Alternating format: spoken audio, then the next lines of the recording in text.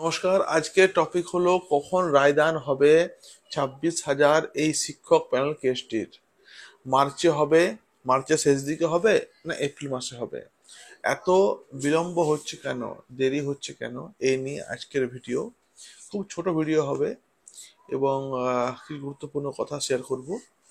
দেখুন, একজন দুজন নয়, 26,000 জন যুক্ত রয়েছে এই কেসের সঙ্গে। আসলে সংখ্যাটা 26,000 নয়, সংখ্যাটা হলো 25,700 সামথিং। তো একটা রাউন্ড ফিগার ধরা হচ্ছে 26,000। দেখুন, এটা কোনো চুরি কেস নয় যে ভাই চারজন চুরি করলো আম, বা কেউ কোনো পুকুর থেকে মাছ চুরি করলো, তাকে একটা জেলবন্দি করা হোক, এমনি হয় না। একটা একটা কমিশন যে দুর্নীতি করে বসে রয়েছে, যেখানে জড়িত রয়েছে 26,000 টিচার্স, এদের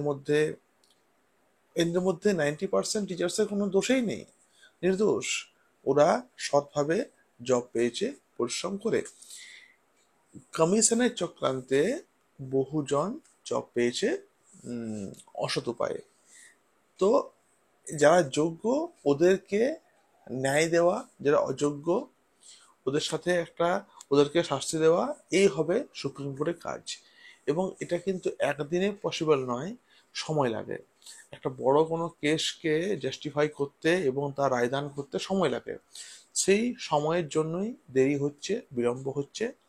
দেখুন, মার্চ প্রায় শেষ, আর মনে হয় এই সপ্তাহে রায়দান হবে না, এপ্রিলে রায়দান হতে পারে। আমি আগেও ভিডিও বলেছিলাম যে রায়দান মোটামুটি এপ্রিল মাসে হতে পারে, কারণ কোনো রকম এই বড় বড় কেসগুলো কিন্তু, সুপ্রিম কোর্টের কেসগুলো কিন্তু রায়দান হতে সময় লাগে। লাস্ট আমাদের ফেব্রুয়ারিতে শুনানি হয়েছিল, courts of notes of argument জমা দেওয়া হয়েছিল। এবারে সুপ্রিম কোর্ট সব থেকে বেশি, সুপ্রিম কোর্ট দেখছে কাকে? কমিশনকে।